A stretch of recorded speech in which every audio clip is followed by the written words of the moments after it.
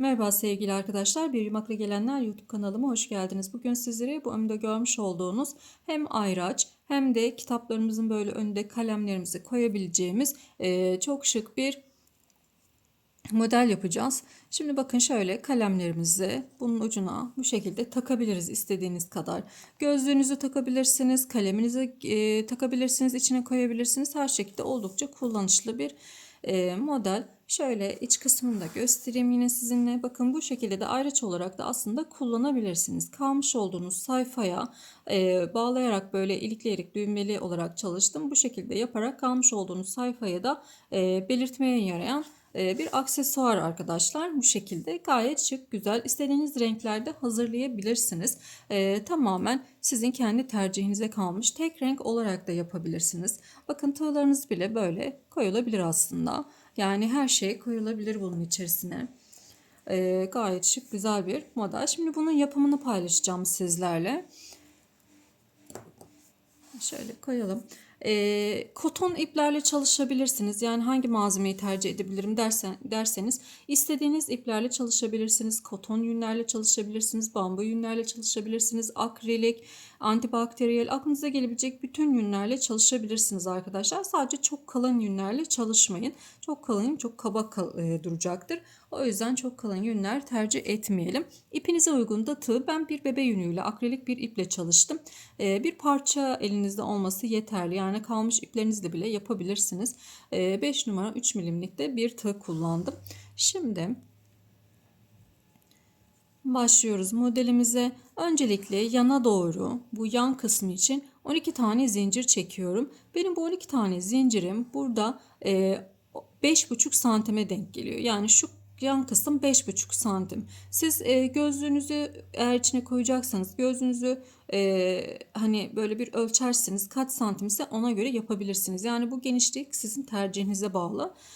Şimdi 12 tane zincirimi çekiyorum. 3, 4, 5, 6,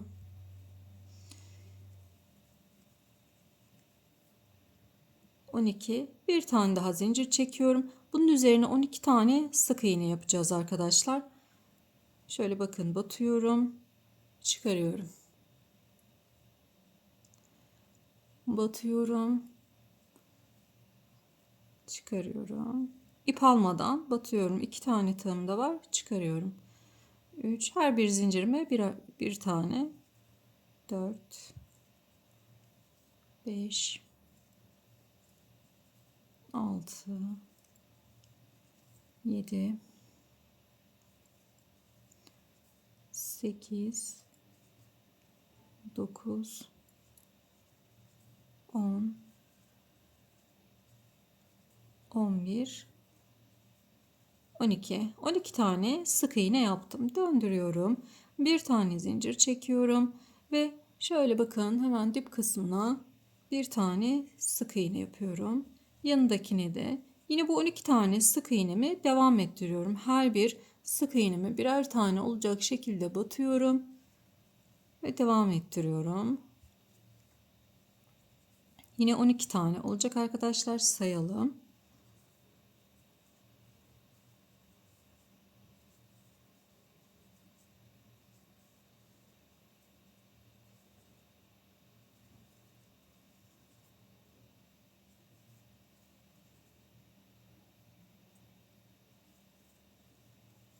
Yine döndürüyorum. Bir zincir.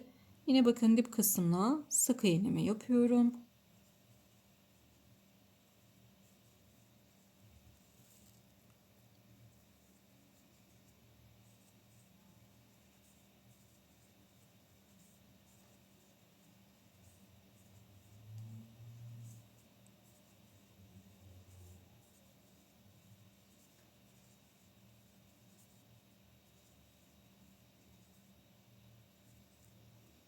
Evet, yine bir zincir ve hep sık iğne olarak bu parçayı ilerleteceğim. Şimdi kaç santim öreceğim? Ben 30 santim öreceğim arkadaşlar.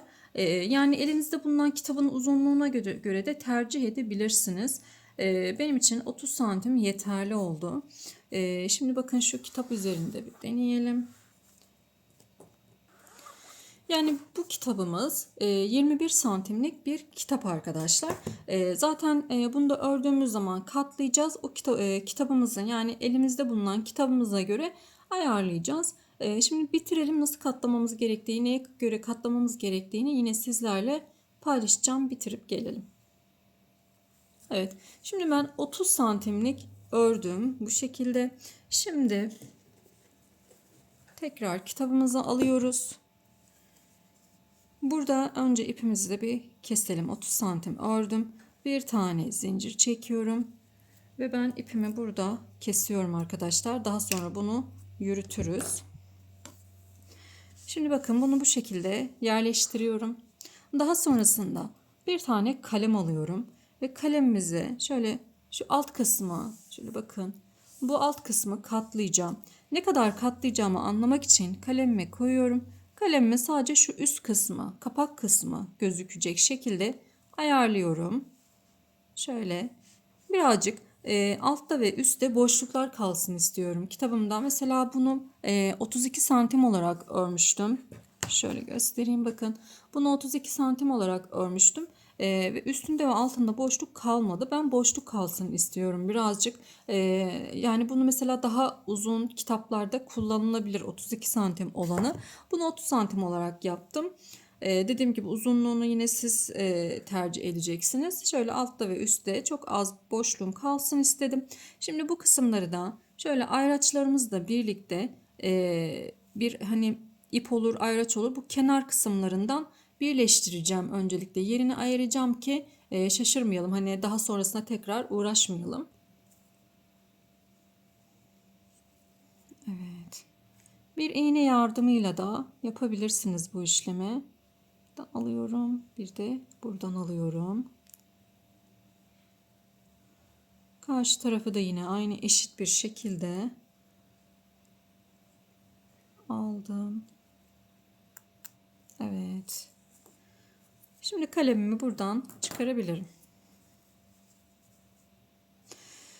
Şimdi şu kısımlarını yapacağız. Kitabımızın iç kısmına gelen şu parça kısımlarını yapacağız arkadaşlar. Şimdi bunun için aynı renkle de devam edebilirsiniz. Benim gibi farklı bir renkle de, yani ben kenar kısımlarını, bunda mesela kenar kısmına kırmızı gittim. Ve iç bu kısımlarını da bağcık kısımlarını diyeyim. Bağcık kısımlarını da yine kırmızı olarak hazırladım.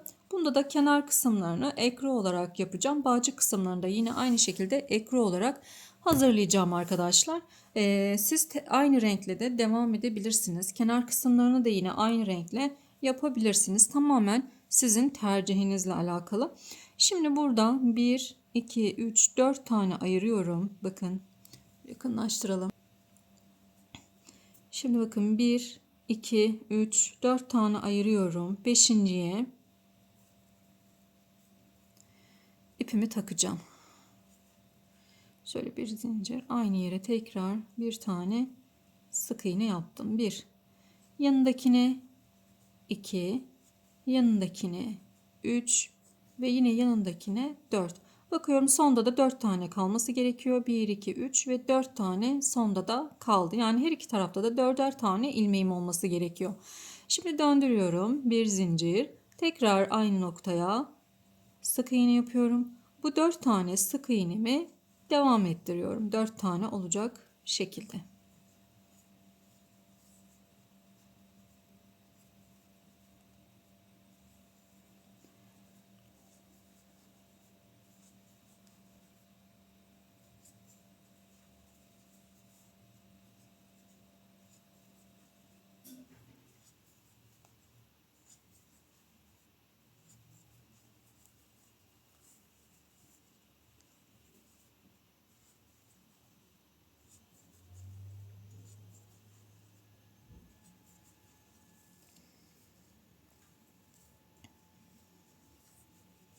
Evet, yukarı doğru devam ettirelim. Şimdi kaç sıra ve kaç santim ördüğümü, neye göre ördüğümü de yine bitirdikten sonra yine sizlerle paylaşacağım. Örüp gelelim. Evet, 22 sıra ördüm. Bunu kaç santim oldu onu da paylaşayım. Şöyle kaç santim olduğunu, 11,5 santim gibi olmuş arkadaşlar. Şimdi neye göre ördüm? Yine kitabımızı alıyoruz. Şöyle kitabımı alıyorum. Bu kısmı şöyle içten geçiriyorum ve tam orta noktasına gelene kadar, bak şöyle göstereyim, orta kısmına gelene kadar ördük. Alt kısmı da yine aynı şekilde öreceğim arkadaşlar. Hatta şöyle duracak. Evet. Göstereyim. Evet, şimdi diğer tarafı öreceğiz. Burası bizim için yeterli. 22 sıra örmüştüm. Diğer tarafta da yine aynı sırada öreceğim. Sonra orada bir düğme iliğimizi ayıracağız. Önce şöyle bir zincir çekelim ve ipimizi burada keselim. Bu iplerinizi de sonrasında gizleyin arkadaşlar. Evet. Şimdi geldik bu kısma. Şimdi bu kısım için şöyle yine 4 taneyi ayırıyorum. 1, 2, 3, 4 tane ayırıyorum. Beşinciden bu şekilde takıyorum. Bakın.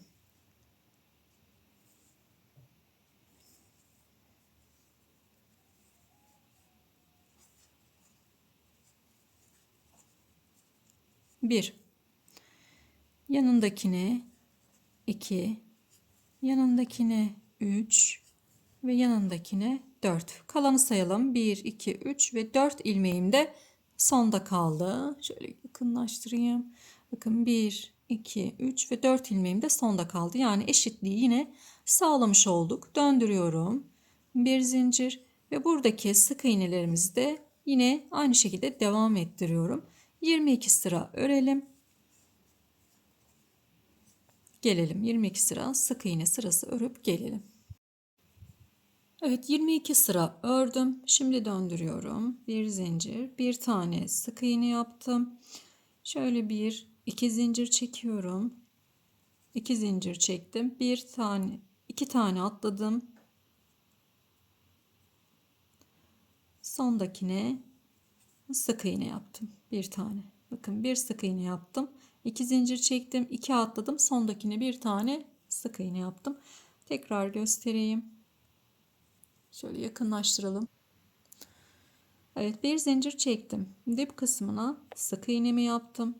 Bir, iki zincir çektim. Bir, iki tane atlıyorum. Üçüncüye sık iğne yapıyorum. Bir zincir çektim ve buraya ipimi kesiyorum arkadaşlar. Eğer ince kullanacaksanız bir tane zincir çekebilirsiniz. Yani düğmenizi buraya ölçün. Uygun, eğer hani geçmiyorsa 3 tane zincir çekin. Hani büyük bir düğme kullanacaksanız, küçük bir düğme kullanacaksanız ve bolsa bir tane çekin. O şekilde burayı ayarlayabilirsiniz. Şimdi kenar oyasına gideceğim arkadaşlar. Kenar kısmına gideceğim. Şuradan başlayacağım. Şu dip kısmından şöyle göstereyim, bakın. Buradan başlayacağım. Öncelikle şöyle ipimizi takacağız buradan.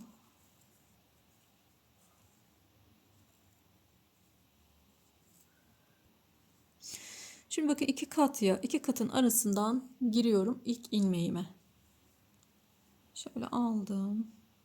Hatta şöyle tutalım, iç kısımda alıyorum. Bir zincir çektim. Şimdi şöyle yapalım. Gözüküyor mu arkadaşlar? Bakın şu ilmekleri bu şekilde alacağız. İlmeklerimizi böyle alacağız. Yani karşıdan değil de bu şekilde alacağız. Bakın tekrar başlama noktasını gösteriyorum. Şöyle katlı olarak girdim. Katım iç kısımdan tığımı taktım. Şöyle buna bir tane düğüm atıyorum. Bunu buradan geçiriyorum. Bir zincir çektim buraya. Burada sabitlenmiş oldu. Şimdi yanındakine aynı yerden giriyorum. Bakın aynı yerden giriyorum. Yandaki ilmeğimin belinden çıkıyorum. Yani lastik gibi düşünün aslında bir nevi. Şimdi batıyorum ve içinden çıkarıyorum. Kaydırma yaptım yani. Bir zincir çektim. Şimdi tekrar aynı yerden giriyorum. Yandakinden çıkıyorum. İlmeğin altından çıkıyorum arkadaşlar. Şöyle kaydırma yapıyorum. Bir zincir. Tekrar aynı yerden giriyorum. Şunu şöyle göstereyim. Bakın aynı yerden girdim. Karşı taraftan çıktım. Bunu da böyle üstüne koyuyorum ki arada yok edeyim. Kaydırıyorum. Bir zincir. Tekrar aynı yerden giriyorum. Bu şekilde.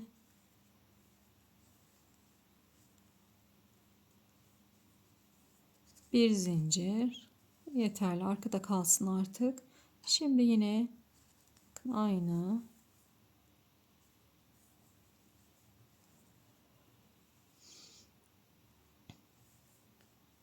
Bir zincir.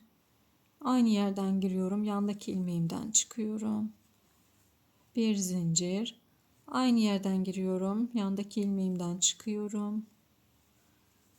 Bir zincir. Bir tane zincir çekmeyi unutmayın.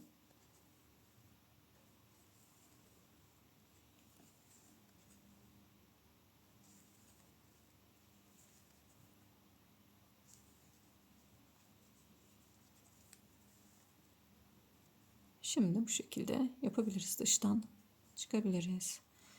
Evet. Şimdi bir zincir.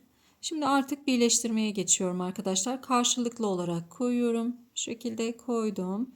Battım. Karşıdan çıktım. İki ucu da birleştiriyoruz. Şu anda gözüküyor mu?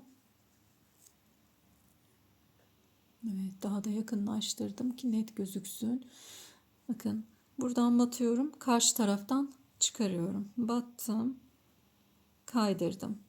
Bir zincir. Sıradaki karşıdan çıkıyorum. Sırayla her sırayı yapıyoruz. Bir zincir.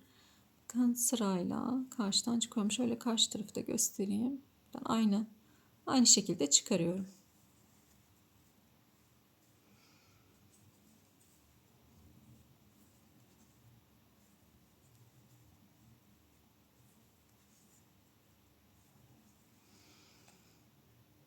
Böylelikle de birleştirmiş oluyoruz bu iki kısmı.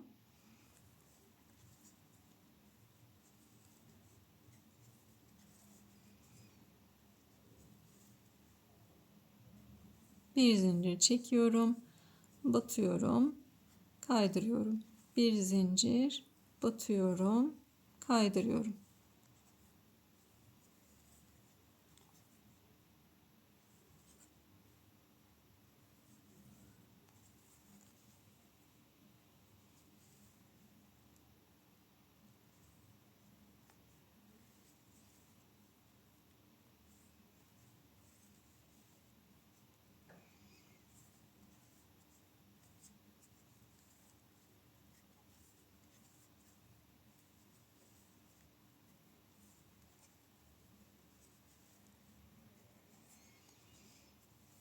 Evet, buraya kadar gelelim.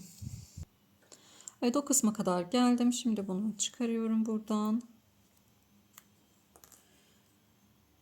Bir zincir çektim. En sonki ilmeğimden ve buradan kaydırıyorum. Burayı da birleştirmiş olduk. Evet, şimdi her birine bir tane kaydırma yapıyorum ilmeklerimin. Bir zincir çekiyorum. Her sırada kaydırıyorum.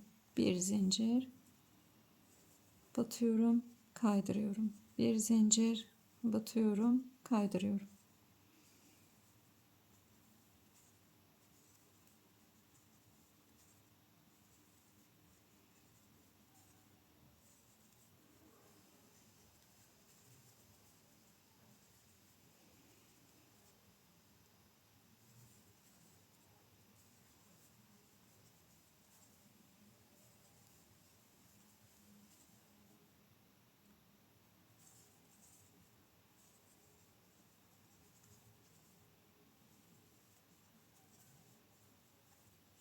Evet, şimdi bu tarafa dönüyorum.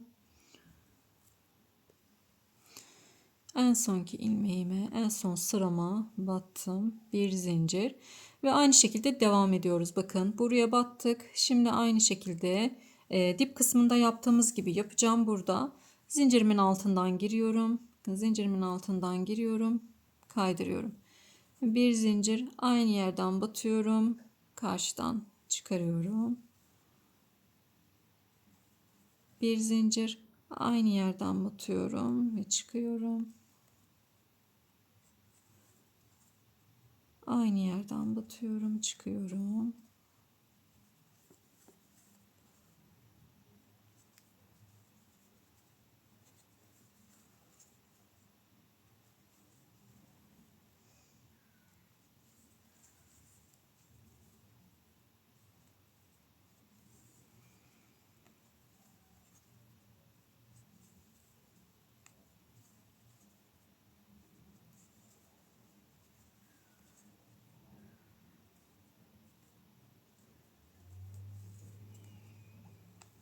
Evet, şimdi devam ediyorum. Bir zincir. Normal ilmek olarak batıyorum.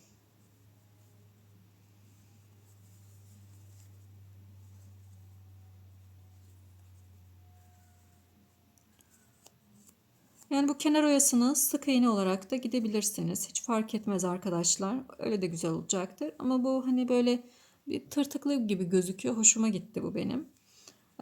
O yüzden bu şekilde yapmak istedim. Sizin nasıl kolayınıza gelecekse o şekilde de yapabilirsiniz. Evet, yine burayı da aynı karşıki taraf gibi aşağıya ineceğim.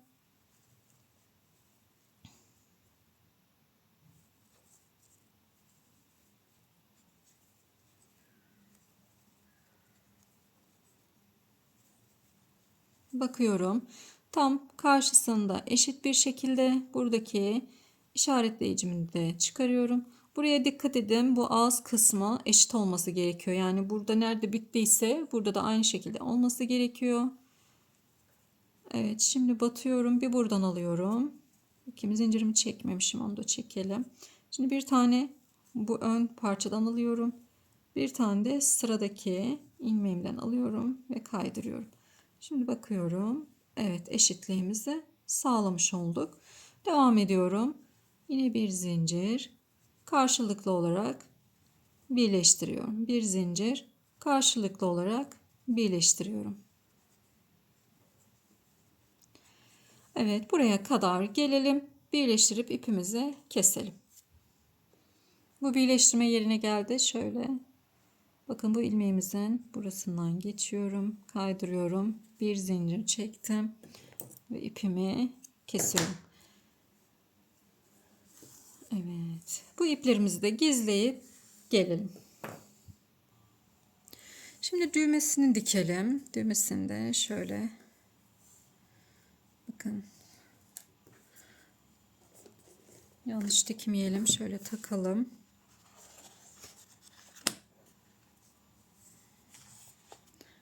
Böyle yaptığınızda bu kısma dikmeniz gerekiyor. Yani aslında aynı kısım arkadaşlar. Ön kısım.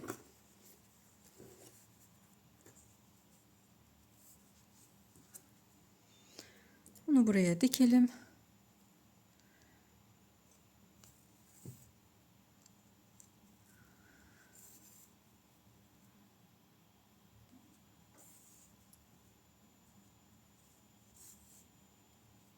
Evet.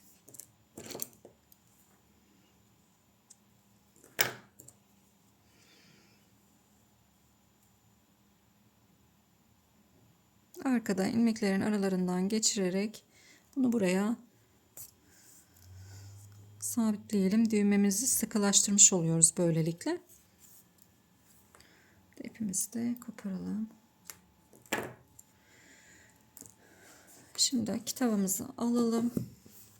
Takalım kitabımıza.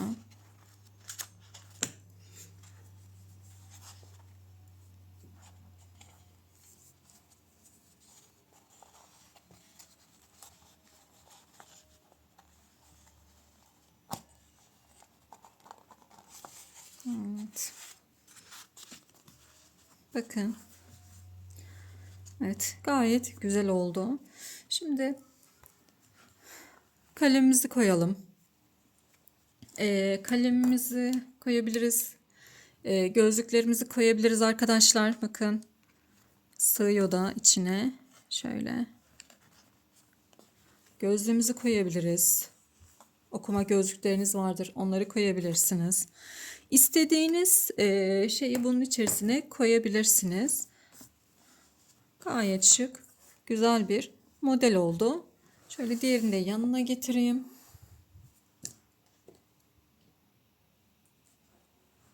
Evet. İnşallah beğenirsiniz. Elimden geldiğince en kolay şeklinde anlatmaya çalıştım. Umarım kolaylıkla yapabilirsiniz. Takıldığınız bir yer olursa mutlaka yorumlarda sormayı ihmal etmeyin arkadaşlar. Kanalıma abone olmayı, bildirimleri açmayı unutmayın. Yorumlarınıza da destek olursanız çok sevinirim. Hepinize sağlıklı günler dilerim.